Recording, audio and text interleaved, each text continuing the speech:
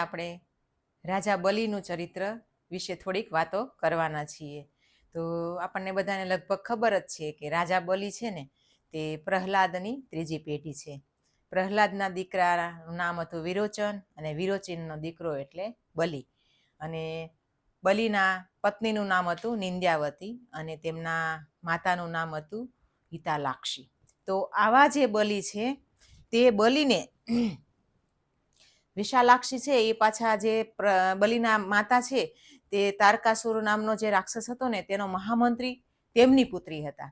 તો આ બધો બલીના પરિવારનો ઇતિહાસ છે. અને બીજી વાત કે આપણને બધાને ખબર છે કે બલી ખૂબ જ મહાપ્રતાપી રાજા હતો અને ત્રિભુવનનો રાજા થઈને બેઠેલો અને દાનમાં ખૂબ જ માનતો હતો અને એના આંગણે આવેલો કોઈ પણ વ્યક્તિ પાછો જતો નહોતો, એટલું એ દાન કરતો હતો. તો દાનેશ્વરી બલી તરીકે તે ઓળખાતો હતો અને ખૂબ જ યજ્ઞો કરાવતો હતો. તો ભગવાનને એની પાસે 3 પગલાં જમીન માગવા આવવાનું કારણ શું? તો પહેલી વાત તો જ્યારે એ સમયની અંદર જ્યારે બલીને સમય ચાલતો હતો ત્યારના સમયની વાત કરીએ તો જ્યારે એટલા બધા લાખો બ્રાહ્મણોને બલી જ્યારે રોકીને બેઠો હતો ત્યારે સમાજની અંદર બ્રાહ્મણનું કામ છે કે સમાજની અંદર જઈ અને ઘર ઘર સુધી વ્યક્તિને ભગવાનના વિચારો આપે. પહેલાનો વ્યક્તિ છે અભણ હતો, અનપઢ હતો, એટલે એને ભગવાનના વિચારો કે ભગવાનના વેદ ગીતા મંત્રો આ કાંઈ આવડતું નહોતું. તો એને વિચારો આપવા માટે, ભગવાનના વિચારો વ્યક્તિ સુધી પહોંચાડવા માટે બ્રાહ્મણ આ કામ કરતો હતો. ત્યારે બ્રાહ્મણને, આટલા બ્રાહ્મણોને રોકીને બેઠેલો બલી, તો સમાજનું અધપતન થાય. બલી કરતો તો એ બહુ સારી વાત હતી કે પોતે એમ કે યજ્ઞો કરતો હતો, સતત જે નિરંતર એના યજ્ઞ કોઈ દિવસ એમ કે ખંડિત નહોતા, એવા સતત ચાલતા હતા.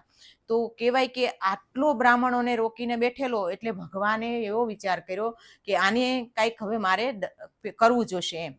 ત્યારે ભગવાન ખુદ વામન બનીને આવે છે, બાળકનું રૂપ બનીને આવે છે, બટુકનું રૂપ ધારણ કરીને આવે છે. તો આ જે બાળક છે એ બલી પાસે આવે છે અને બલી છે તેની પાસે કહેવાય કે એ તો દાનેશ્વરી હતો એટલે એની પાસે માંગણી કરે છે કે મારે 3 ડગલા ભૂમિ જોઈએ છે એમ. ત્યારે બલીને એમ થાય છે કે આટલો નાનો એવો બાળક છે, હવે એ 3 પગલામાં કેટલુંક લઈ લેશે એમ. હવે ત્રિભુવનનો નાથ થઈને બેઠેલો એટલે એને એવું લાગ્યું, થોડોક અહમ પણ હતો. કારણ કે જ્યારે વ્યક્તિ પાસે કીર્તિ, વૈભવ, સંપત્તિ, સત્તા બધું આવે છે ને ત્યારે અહંકાર છે થોડોક વધારે વજનદાર થઈ જાય છે. તો ખરેખર આમ તો અહંકાર છે ભગવાને આપેલો જ છે, એ અહંકાર તો આપણા જીવન પર્યંત જવાનો પણ નથી. પણ અહંકારને હળવો કરવા માટે, થોડોક મૃદુ કરવા માટે એમાં થોડુંક આપણે એટલું જ ભેળવવાનું છે કે ભગવાન અહંકાર છે મને, પણ તું છે ને તેથી હું તારો છું ને એનો અહંકાર છે, એનો મને ગર્વ છે. ત્યારે અહંકાર છે એ અહંકાર તો રહેવાનો જ છે અને રહેવો જ જોઈએ. ત્યારે આ અહંકાર છે એ થોડો હળવો બની જાય છે.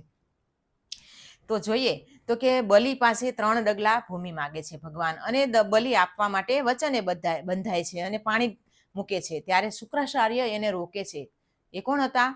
બલીના ગુરુ, રાજા બલીના દૈત્યોના ગુરુ એટલે શુક્રાચાર્ય. ત્યારે એને રોકે છે કે તું રેવા દે, આ તો વિષ્ણુ છે, તને પૂરો કરવા આવ્યો છે.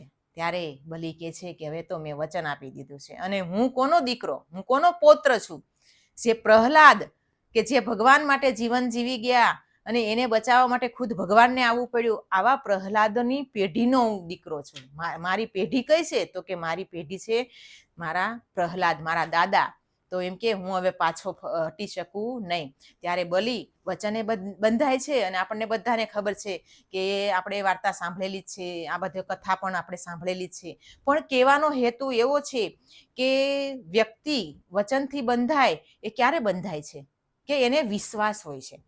આપણે એક સામાન્ય આપણે એક લૌકિક ભાષામાં વિચારીએ ને તો 2 દીકરા હોય, એ કોઈ સંપત્તિ માટે એનો ઝઘડો થયો હોય ત્યારે માવતર શું કરે? સમજદાર દીકરો હોય ને એને એમ કે તું એને આપી દે, ઝઘડવું નથી, ઝઘડો પૂરો કરો, તું એને આપી દે. અને ખરેખર જે સમજદાર છે ને તે ત્યાગ કરે છે. ત્યાગ કોણ કરી શકે? કે જેને ખુદ પર અને ભગવાન પર વિશ્વાસ હોય. કે ભગવાન મારા નસીબમાં હશે તો મને ફરીથી આપશે અને હું મારી જાતે પણ મેળવવાનો પ્રયત્ન કરીશ. આવો જેને વિશ્વાસ છે તેને સમજણ કહેવાય. તો આ સમજદાર છે તે ત્યાગ કરે છે, અને ત્યાગ કરે છે ત્યારે એને એટલો વિશ્વાસ હોય કે મને જે આપનાર છે એ સામાન્ય નથી. કેમ કે જે ત્રિભુવનનો નાથ છે, જે ખુદ કુદરત છે, એની પાસે માંગણી કરીએ ત્યારે એ કાંઈ જેવું તેવું થોડો આપે, આપણી કલ્પના બહાર આપે છે. અને આપણા જીવનમાં એવા ઘણા અનુભવો હશે કે આપણને ભગવાને માગ્યા કરતાં પણ કેટલા ગણું આપ્યું છે કે જે આપણે ગણી ના શકીએ. તો આવી રીતે જ્યારે બલિ છે એ પોતે વચને બંધાય છે અને ભગવાનની પાસે આવી રીતે ભગવાન એની પાસે 3 ડગલા ભૂમિ માગે છે, તો પેલું ડગલું મૂકતા ભગવાન આકાશને માપે છે અને બીજું ભૂમિને, જમીનને માપે છે. ત્યારે બલિને કહે છે કે હવે ત્રીજું ક્યાં મૂકું? ત્યારે બલિરાજા થોડો વિચારમાં પડી જાય છે અને વિચારે છે કે હવે ત્રીજું ડગલું હું ક્યાં મુકાવું ભગવાનને? પણ આવા જે પરાક્રમી અને પુરુષાર્થી વ્યક્તિ હોય ને તેની પાસે બુદ્ધિ બહુ તીક્ષ્ણ હોય છે, પણ એ તીક્ષ્ણ બુદ્ધિથી પોતે પોતાના કેટલાય જન્મારા અને કેટલી પેઢીઓને પણ તારી લે છે. ત્યારે બલિરાજા છેવટે તેમની પત્ની પણ કહેવાય ને કે ત્યાગમાં એટલું બધું આવે, ભગવાનની પરીક્ષા એટલી બધી કઠોર હોય કે માણસને ક્યાંયનો ન રહેવા દે. જ્યારે ભગવાનની કે છે ને કે આપણે એક ખાલી પંક્તિ છે કે ભગવાન તારા છે ને એની દશા સારી નથી, જે સારા છે એ તારા છે અને તારા છે એની દશા સારી નથી. કેમ કે ભગવાનનો જે થાય છે ને તેને બહુ કષ્ટો ભોગવવા પડે છે. કેમ કે પોતે એક વચન, એ ધ્યેય, એક નિષ્ઠા એને તોડી નથી શકતો, અને તોડે તો કાંઈ તકલીફ નથી. ત્યારે આ જે બલિ છે એની પત્ની પણ એની નિર્ભસના કરે છે કે તમે કર્યું ને એ બરાબર જ કર્યું છે, કે આને આવી રીતે દંડ આપવાની જ જરૂર છે. એના ઉપર હસે છે કે આટલો પરાક્રમી અને એટલા નાના બાળકથી કે હારી ગયો એમ, કારણ કે પોતે તો ઓળખતી નથી કે આ કોણ છે. ત્યારે ખરેખર બલિ ઓળખી ગયા હતા કે મારી પરીક્ષા કોણ લેવા આવ્યું છે. અને બલિ છેવટે નક્કી કરે છે અને ભગવાનને કહે છે, ભગવાન કહે છે કે હવે તું વચન તૂટે જ તારું, બોલ હવે શું કરવાનું છે? તો કે વચન હજી ન તૂટે ને, કે તમે મારી પાસેથી ત્રિભુવનની જે ભૂમિ છે એ ભૂમિ લઈ લીધી, તો ભૂમિનો રાજા કોણ હતો? તો કે હું હતો. તો હવે ત્રીજો પગ તમે ક્યાં મૂકશો? તો કે મારી માથા ઉપર. ત્યારે ભગવાન એના માથા મસ્તક ઉપર મૂકે છે અને મસ્તક માથે પગ મૂકતાની સાથે પાતાળમાં જાય છે અને ભગવાન તેના વચનમાં બંધાઈ જાય છે. ખરેખર ભક્તો એવા હોય છે, પરાક્રમી પુરુષો એવા હોય છે, નિષ્ઠાવાળ પુરુષો એવા હોય છે કે ભગવાનને પણ પોતાના બંધનમાં બાંધી લે છે. અને આપણને બધાને ખબર છે એ કથાની કે બલિરાજાના વચનમાં ભગવાન બંધાય છે અને છેવટે અત્યારે દ્વારપાલ તરીકે પણ ભગવાન તેની રક્ષા કરે છે. તો ભગવાનને પોતાનો સારથી પણ બનાવી શકે, પોતાનો દ્વાર પણ બનાવી શકે, પોતાના ઘરનો નોકર પણ બનાવી શકે. આટલી ભક્તોની અંદર તાકાત હોય છે. ભક્તિની તાકાત સામાન્ય નથી હોતી, પણ એ પરીક્ષામાંથી જે પાસ થવું ને એ ખૂબ જ અઘરી વસ્તુ છે. આપણા જીવનમાં ઘણી બધી પરીક્ષાઓ આવતી હોય, પણ સામાન્ય પરીક્ષા આવે છે છતાં આપણે વિચલિત થઈ જઈએ છીએ. કેમ કે આપણે દ્રઢ સંકલ્પોથી જીવન જીવતાનું આપણે હજી અભ્યાસ કરતા હોઈએ, અથવા તો આપણને એ વસ્તુનો ખ્યાલ જ ના હોય. આપણને ઉપર છલી જ ખબર હોય તો આપણે એટલું જ ખાલી જાણીએ કે બલિના જીવનમાં વામન આવ્યા અને વામને 3 પગ ભૂમિ માગી અને પછી જતા રહ્યા. ખરેખર આ વસ્તુ નથી, પણ આ બલિ એક વિચાર છે, એક વ્યક્તિ નથી પણ એક વિચારધારા છે. કેવી વિચારધારા? કે પોતાના જીવનમાં પોતે જે નિયમ પાળતો તે કઠોરપણે પાળતો, તેમાં કોઈ દિવસ એ પાછળ હટ ન કરતો અને કોઈ દિવસ એને વિચલિત નથી થયો. ત્યારે આ બલિ છે એને આજે પણ આપણે અત્યારે કળિયુગમાં પણ એને યાદ કરીએ છીએ. શા માટે? કે ભગવાન વિષ્ણુની, ભગવાનની પરીક્ષામાંથી જેટલા ભક્તો પસાર થયા છે તે બધા જ આપણે યાદ કરીએ ને ત્યારે નજર સમક્ષ આપણને આવી જાય છે. તો આવા ભક્તોની જ્યારે આપણે કથા સાંભળતા હોઈએ ત્યારે આપણે એમાંથી એટલું જ લેવાનું કે ભગવાન ઉપર આપણને જ્યારે અતૂટ વિશ્વાસ હોય છે ત્યારે આપણને ગમે તેવી પરિસ્થિતિ આવે છે તે ચલિત કરી શકતી નથી.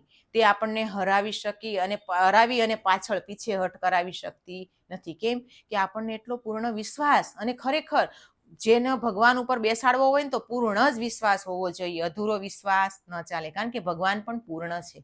તો પૂર્ણની સાથે પૂર્ણતાથી જ બંધાવવું પડે.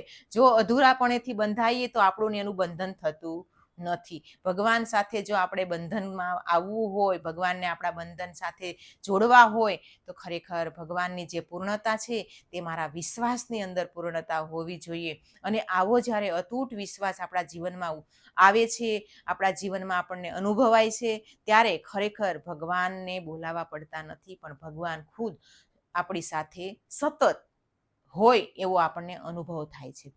કેમ કે અનુભવ એ એવી વસ્તુ છે કે જેને સાકાર કરવા માટે કોઈ વસ્તુની જરૂર નથી પડતી. વ્યક્તિ ખુદ જાણે છે કે મારી અંદર કેટલી બદલ આવી અને મારા વિચારને લીધે હું કેટલો આગળ વધી શક્યો મારા જીવનમાં. અને અનુભવી વ્યક્તિ કોઈ પણ જગ્યાએ જાય તે પાછો પડતો નથી. કેમ કે ડિગ્રી પાછી પડે પણ અનુભવ પાછો પડતો નથી. અને આપણને બધાને ખબર છે ને કે ગમે તે ડિગ્રી લે તો એ ડિગ્રી માટે એમને અનુભવ કરવો પડે છે. આપણે જે બાળકો ડૉક્ટર બન્યા હોય કે કોઈ પણ બીજી ડિગ્રી ગમે તે લીધી હોય, તો એ ડિગ્રી લીધા પછી પણ એને સર્ટિફિકેટ માટે એને અનુભવ કેળવવો પડે છે. અમુક વર્ષ માટે એને અનુભવ લેવો પડે છે. તો આ અનુભવની શું જરૂર? ભણી લીધું તો પછી. પણ ખરેખર અનુભવ જીવનની બહુ અગત્યની ટોચની વસ્તુ છે. અને આપણા જેટલા મહાઋષિઓ, મહાસંતો જે કાંઈ થઈ ગયા, આપણા 10 અવતારો, આ બધાને લઈને તો આમાં બધી જગ્યાએ આપણને અનુભવ જ આખરે મૂળ વસ્તુમાં દેખાય છે. તો આવા જે બલિરાજા છે, એ બલિરાજા ખૂબ જ અત્યંત ભગવાનના એક ભક્ત હતા. કેમ કે તે જ ભગવાનને ઓળખી શકે. કે ખરેખર આવી પરીક્ષાઓ જીવનમાં આવે છે ત્યારે ભક્ત અને ભગવાનનું જે કહેવાય ને કે સામીપ્ય અને સાનિધ્ય હોય તે આપણી નજરે તરે છે. તો આવા જે બલિ છે એના માટે આપણે આવો ટૂંકમાં પરિચય લીધો. અને આ જે વિચાર છે તે જાણવા માટે, અને બલિરાજા ખાલી એક રાજા ન હોવાથી આપણે એને વિચાર તરીકે લીધા છે. તો આવો વિચાર આપણી અંદર પણ દ્રઢ થાય અને ભગવાન આપણને પણ એવી શક્તિ આપે, એવી આજે ભગવાનના ચરણોમાં પ્રાર્થના કરી આજનું વાક પુષ્પ ભગવાનના ચરણે ધરીશું. ફરી પાછા નવી વાતો સાથે ફરીવાર મળીશું. ત્યાં સુધી અસ્તુ.